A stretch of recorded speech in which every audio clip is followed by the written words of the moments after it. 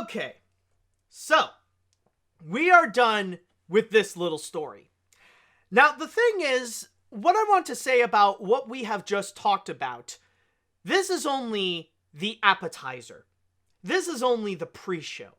This is only to give context for the next story that I have here, which is the main story, the big one. What is possibly the biggest movie news of the week?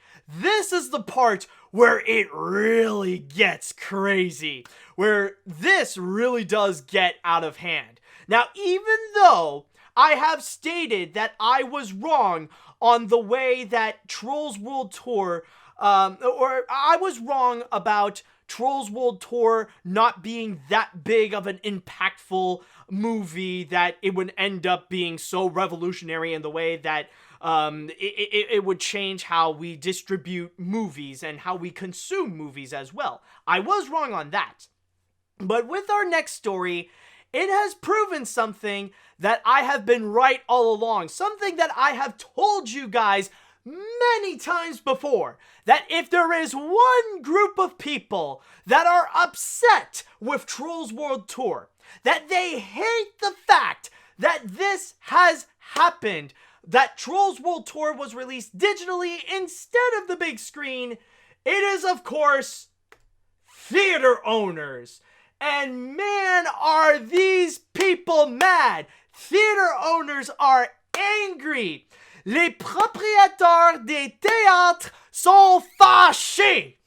And the thing is, the National Association of Theater Owners have expressed their anger towards Universal after that they have revealed the amount that they have made with the success of Trolls World Tour and their future plan of continuing this by now releasing their movies digitally and theatrically on the same day, starting with The King of Staten Island. In fact, to read you a little bit from my source here on Deadline, this is coming directly from the National Association of Theater Owners, as it states here, and there's several quotes here, so this is a little bit of a big paragraph. And by the way, just a little bit of a heads up, I will be reading a lot of big paragraphs for this segment here, so just brace yourselves on that one. I will do a lot of reading. So, it is said here, this performance is indicative of hundreds of millions of people isolated in their homes seeking entertainment, not a shift in consumer movie viewing preference. It is not surprising that people under shelter-in-home ordinances for weeks on end with increasingly limited entertainment options would take advantage of the movie's direct-to-video-on-demand move to keep children entertained, even at a premium price. Universal heavily marketed the title as a theatrical release in theaters and elsewhere for weeks on end. That is unlikely to recur in normal times, and those costs have been disclosed. While Universal may be pleased with the playable video-on-demand result of Trolls World Tour, this outcome could not be interpreted as a sign of a new normal for Hollywood. So this is basically the National Association of Theater Owners trying to pretty much say that what happened with Trolls World Tour was just a fad. That they mostly pinned the blame on the pandemic because of its massive success instead of the new move of going video on demand, and it's not going to be as impactful as many people might claim it to be. Now, they would go on and say that Universal does not have a reason to use unusual circumstances in an unprecedented environment as a springboard to bypass true theatrical releases. Theaters provide a beloved, immersive, shared experience that cannot be replicated, an experience that many of the video-on-demand viewers of this film would have participated in had the world not been sequestered at home, desperate for something new to watch with their families. We are confident that when theaters reopen, studios will continue to benefit from the global theatrical box office, followed by traditional home releases. So basically, this is just to say that Trolls World Tour was just a fad, and that theatrical experiences are better. Like, we're better than freaking video on demand. Theatrical experiences are so much better, and they're so much cooler. Which, I will admit, like, even with me, I will say that I do agree, like, I really do enjoy theatrical experiences, but I mean, like, with the way that they're presenting this comment here, with the way that they're displaying their statement, I mean, like, there is a part of it that's, like, kind of petty, and that it does feel like, it does feel like an angry 9-year-old in the comments section. It's like, the traditional home experience, traditional theatrical experiences are way better. They're better than stupid video on demand, and Universal is wrong for doing what they did with Trolls World Tour. But oh man, this is just the tip of the iceberg, dudes. This is just the beginning, because this is just the National Association of Theater Owners expressing their opinion. This is just them trying to say what they think about the whole situation. These are just words here. Because following afterwards, we have seen some action taken. And there are certain other theater owners that they are not just mad. They are frustrated. And when I say frustrated, I mean that they are angry to the point that you'd think this level of anger would only exist in internet reviews. That you would think that this would be something that you thought you'd only find in an episode of, like, The Nostalgia Critic or something. Because then, there are some theater owners who were so mad that they decided to put a whole ban on Universal movies in their theaters. And that is exactly what AMC has done. Yes, AMC theaters decided to go and put a ban on all future Universal films in their theaters. And to go and explain this, I'm gonna go and read a full letter, an open letter that has been written by the chairman and CEO of AMC Theaters, Adam Aron, in which he has written to the chairman of Universal Filmed Entertainment Group, Donna Langley. And I'm gonna be reading here from my source on The Hollywood Reporter. And here we go, guys, because this is a pretty big and pretty heavy letter. So, as it states here, Dear Donna, at this time of national emergency and the coronavirus wreaking havoc on the entire world, I hope that you and your loved ones are healthy and safe. I worry and I wish for the best for the health of all our industry colleagues. Never in our lifetime has there been more challenging times. Amidst a global pandemic as a backdrop, I wish we were spared from also having to address a different issue that arises from Universal's actions currently underway. Oh boy, here it comes! For 100 years, AMC theaters have served as a strategically critical and highly profitable distribution platform for movie makers. And for all that time, the exclusivity of the theatrical release has been fundamental. When a movie is only in theaters, consumers perceive it to be a higher quality entertainment. Countless filmmakers and moviegoers believe that their creative work are best enjoyed by consumers on the big screen. And we all know that those theatrical releases indeed boost publicity, positive word of mouth, critical acclaim, and downstream revenues. For much of the past 4.5 years, I have been in direct dialogue with Jeff Shell and Peter Levinson of Universal about the importance of a robust theatrical window of the viability of the motion picture exhibition industry. Though at the time, AMC has expressed a willingness to consider alternatives to the current windowing strategy common in our industry, where the aim of such alternatives is to improve both studio profitability and theater operator profitability. Universal stated that it only pursued a direct-to-home entertainment release for Trolls World Tour because theaters were closed and Universal was committed to a lucrative toy licensing deal. we had our doubts that this was wholly Universal's motivation, as it has been a long-streamed desire by Universal to go to the home day and date. Nonetheless, we accepted this action as an exception to our long-standing business practice in these unprecedented times.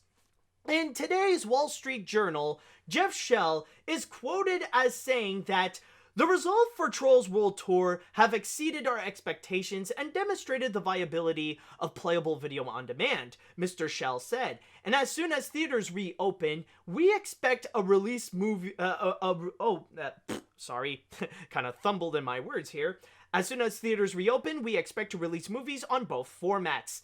This radical change by Universal to turn business models that currently exist between our two companies represent nothing but downside for us and is categorically unacceptable to AMC Entertainment, the world's largest collection of movie theaters. And now here comes the big part. Going forward, AMC will not license any Universal movies in any of our 1,000 theaters globally on these terms. Accordingly, we want to be absolutely clear so that there is no ambiguity of any kind.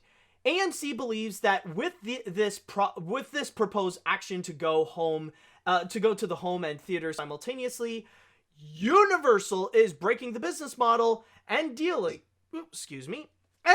between our two companies.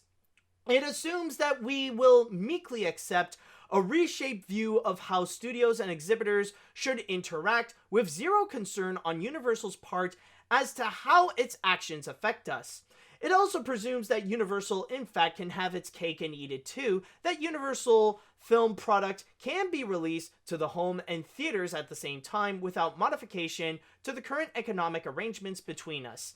It is disappointing to us, but Jeff's comments as to Universal's unilateral action and intentions have left us with no choice. Therefore, effective immediately, AMC will no longer play any Universal movies in any of our theaters in the United States, Europe, or the Middle East. The policy affects any and all Universal movies per se, goes into effect today, and as our theaters reopen, and it is not some hollow or ill-considered threat. Incidentally, this policy is not aimed solely at Universal out of pique or to be punitive in any way. It also extends to any movie makers who unilaterally abandons current windowing practices absent good faith negotiations between us, so that they as distributors and we as exhibitors both benefit and neither are hurt from such changes. Currently, with the press comment today, Universal is the only studio contemplating a wholesale change to the status quo, hence this immediate communication in response. AMC has invested significant time and energy with Universal executives over the past few years trying to figure out a new window model that would be beneficial both for your studio and for our theater operators. While Universal's unilateral pronouncement on this issue are unpalatable to us, and has always been the case, AMC is willing to sit down with Universal to discuss different window strategies and different economic models between your company and ours. However, in the absence of such discussions and an acceptable conclusion thereto, our decades of incredibly successful business activity together has sadly come to an end. Sincerely, Adam Arend.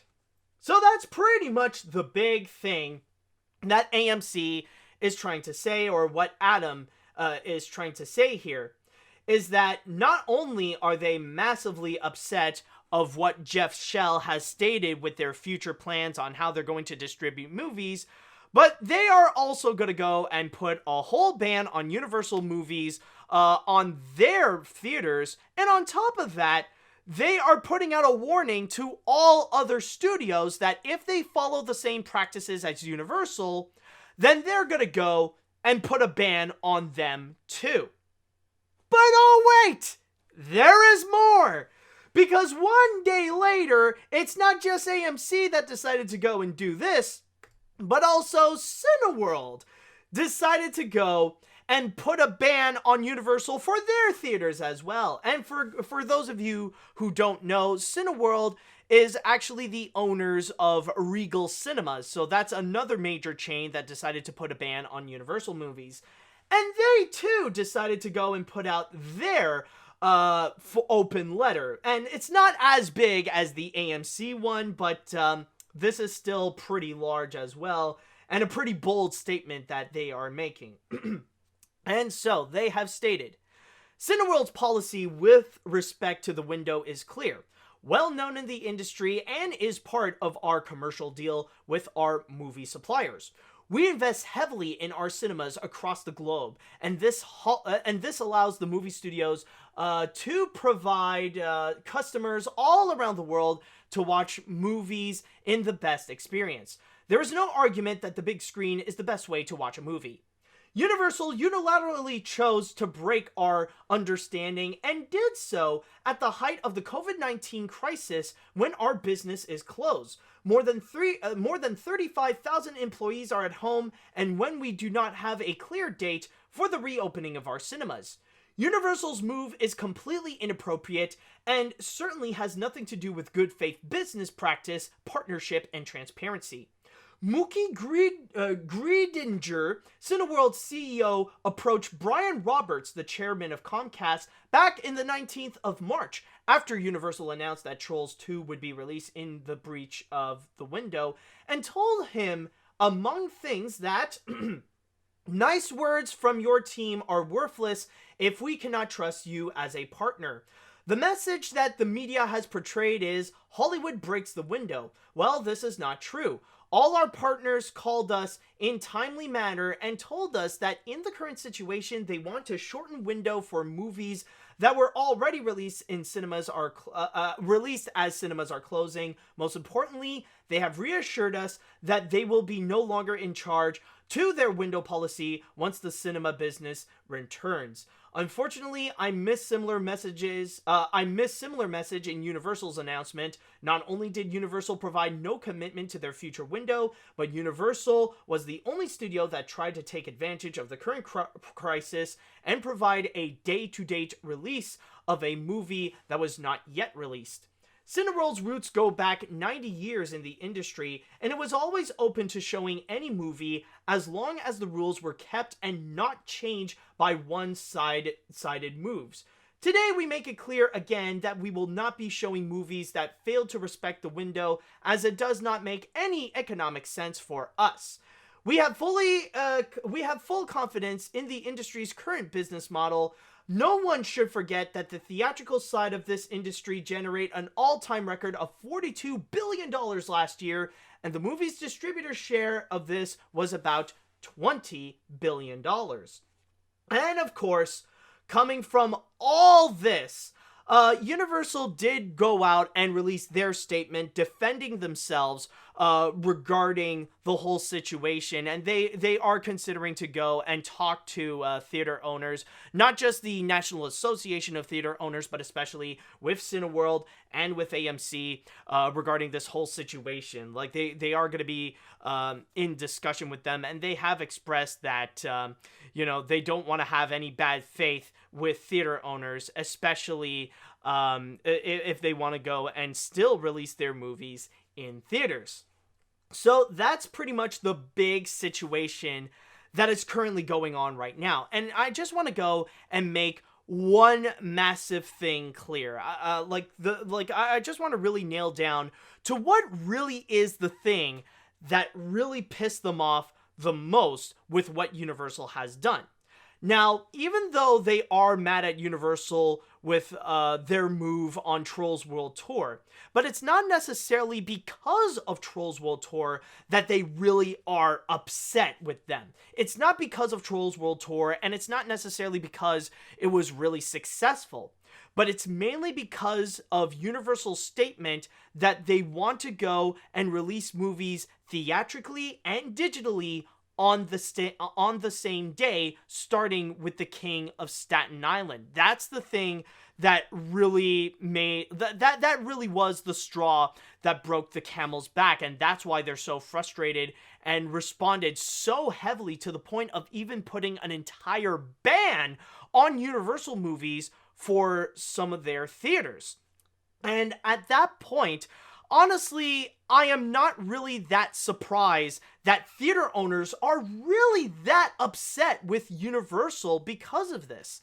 Because the thing is, for the longest time, theater owners have developed this paranoia mentality that they think that one day their business would be dead because of one little thing that changes the way how movies would go and distribute they would go and distribute movies. Well, how movie studios would go and distribute movies. Because what they fear the most is that they would lose control of film distribution, because they want to be the masters of that. They want to have 100% control of how movies are distributed and put movie theaters in a top priority. But they always have that fear that they always have that fear that one day there's going to be that one thing that will come in and will replace them for good. That's why movie theaters always hated television ever since it was invented. And when movie studios decided that television can be a viable way to show their movies. And then there's also the invention of home media with video cassettes. Like, they always feared that somehow movie theaters would be shut down because people would rather want to watch movies at home whenever they want. And then there's also the rise of streaming services like Netflix. They've always hated that because they think because because now people can have a choice of not just whatever movie, but like an entire movie library. They can choose whatever they want, and that there are some movies that would be released exclusively on those streaming services like Netflix and Amazon Prime and whatever. They think that those would end up replacing movie theaters. So they always have that paranoia state. And this is the closest thing to see their nightmare becoming a reality with what Universal has done. And that's why they would go as far as even accusing them of taking advantage of the COVID-19 pandemic in order for them to go and change the rules of movie distribution. That they fear that they are losing control, and that's what makes them upset. That's what makes them ticked off, and that's why they want to try to go and take these aggressive actions in order to go and regain power for movie distribution, because that's really what this is all about. It's not really about Trolls World Tour. It's about it's about retaining the full power of film distribution, and they don't want to give any of that power to the movie studios like Disney and Sony and Universal and Paramount and Warner Brothers and all those guys. They don't want them to have any form of control whatsoever. They want them to go and follow the status quo, to release their movies in theaters, give it a few months, and then they would have permission to go and release those movies either on digital or in physical form, like on DVD and Blu-ray and stuff like that, or then, like, even much later to go and put it on streaming services like on Disney Plus or Netflix or Amazon Prime or whatever.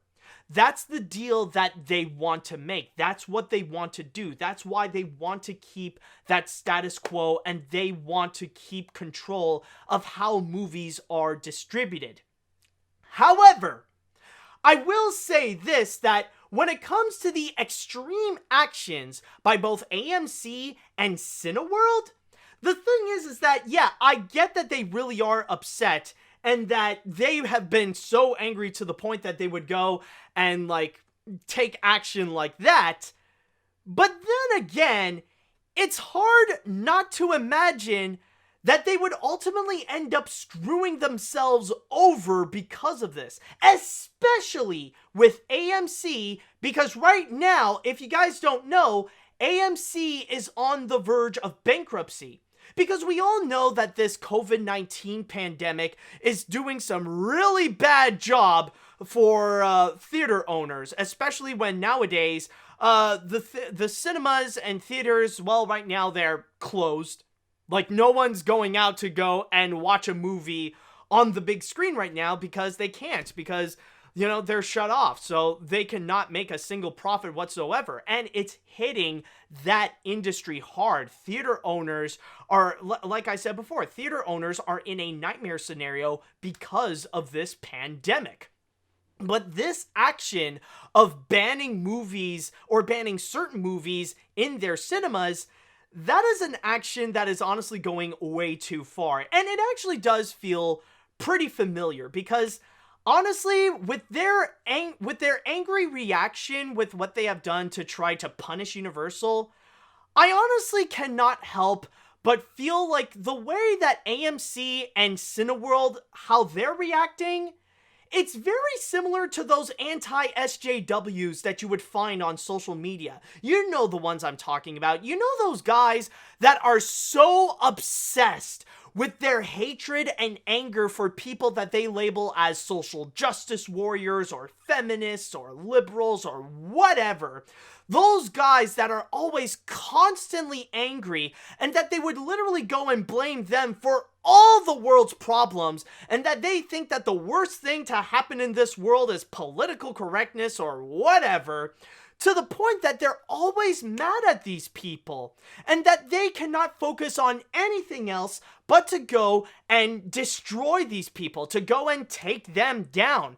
And their actions are always out of emotions. Like, they're doing this not because, like, they thought it through. They didn't legitimately think of a legit plan to take them down, but they always react in a way that's just so angry. They always react emotionally instead of rationally.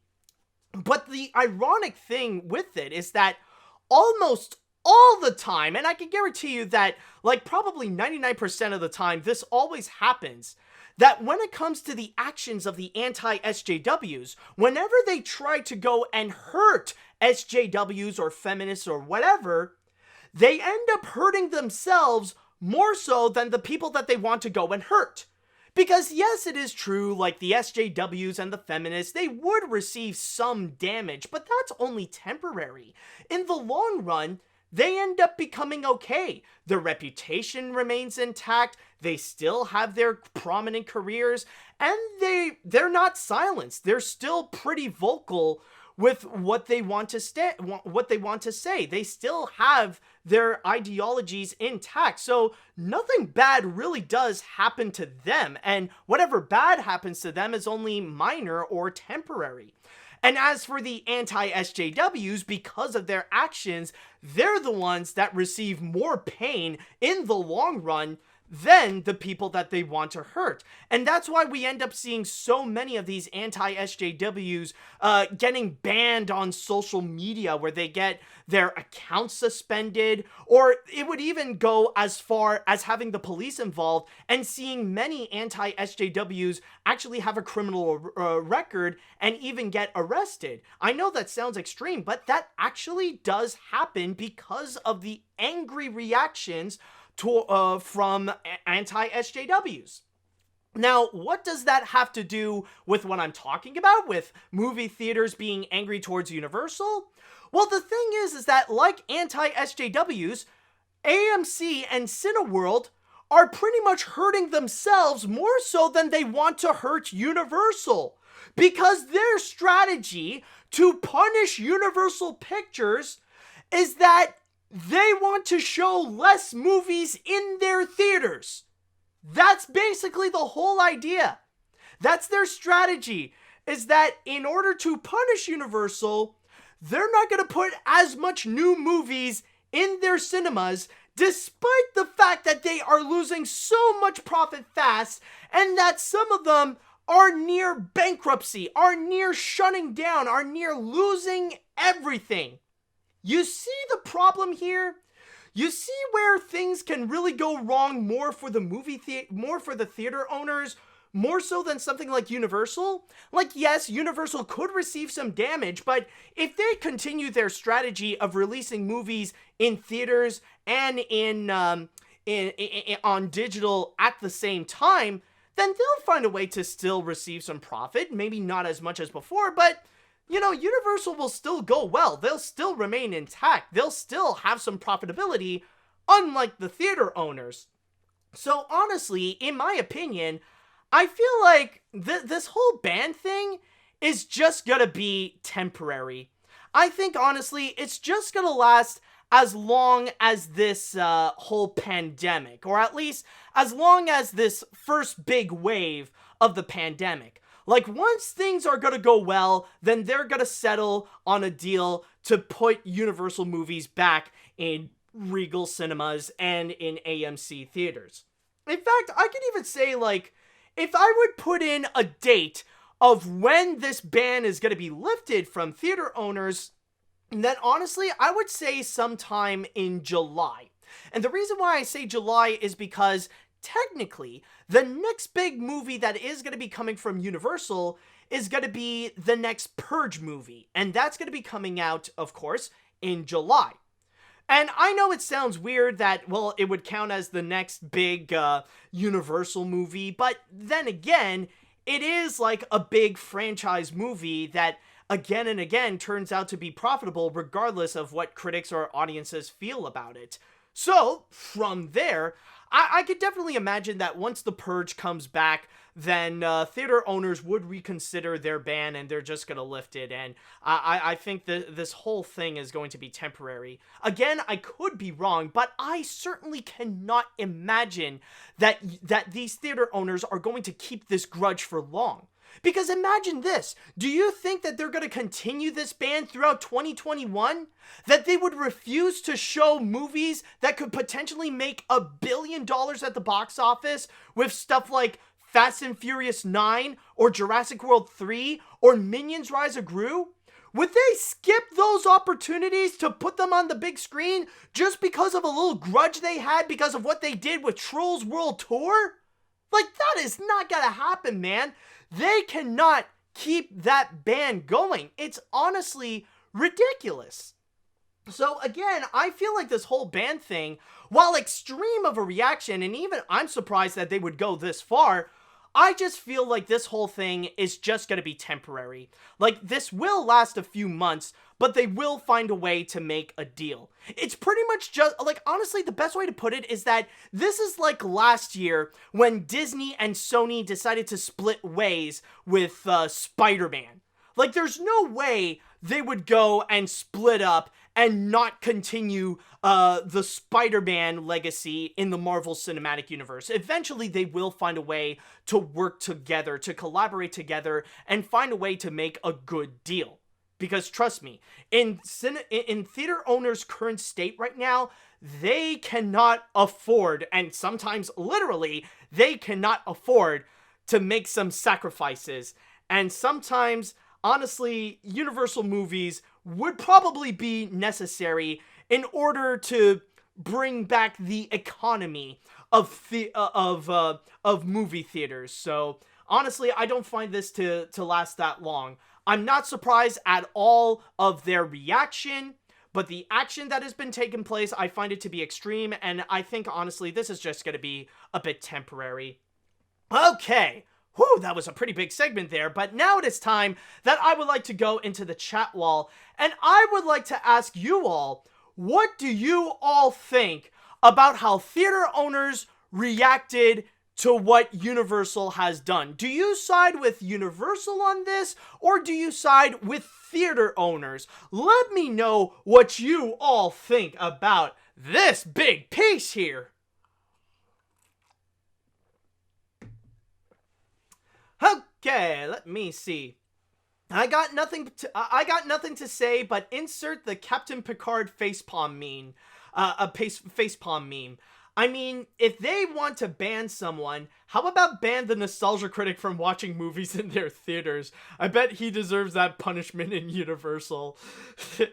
Oh god, I can imagine it in Chicago. I can just imagine in Chicago, like, we're just gonna have movie theaters, and there's just gonna be like this big sign of Doug Walker, and just a giant circle with a slash on it. No, oh god, oh my god, no, the best thing is, like, no, it's just gonna be exactly like in, Oh, what was it called? That Charlie Brown special. It's just gonna be like Snoopy Come Home.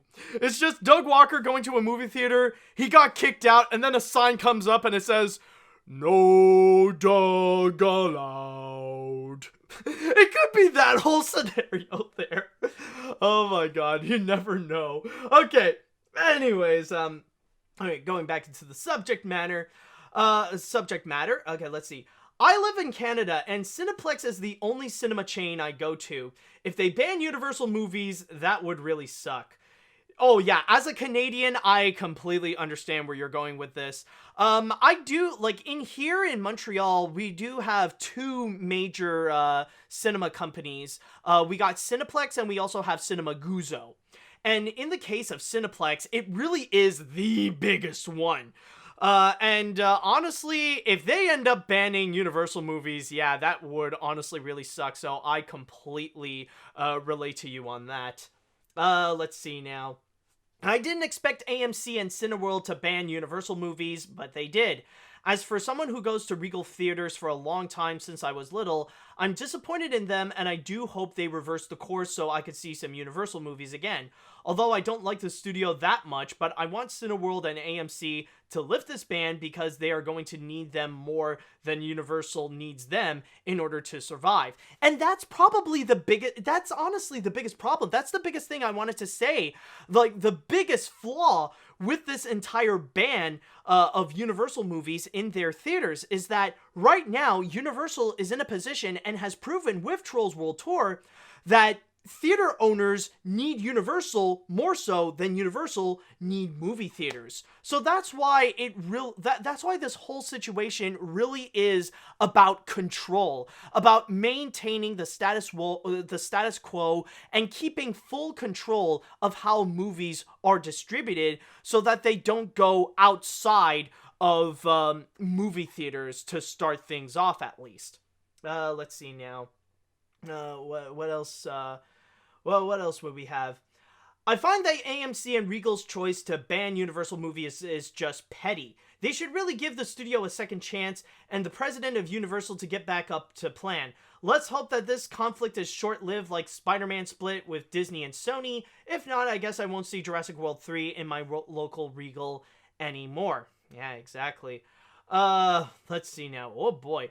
I'm really pissed me off that theater owners refuse to put upcoming Universal films, and I hope not gonna do the same thing in Canada and Quebec with Cineplex, and I think this is going to be the biggest news on the internet of the year.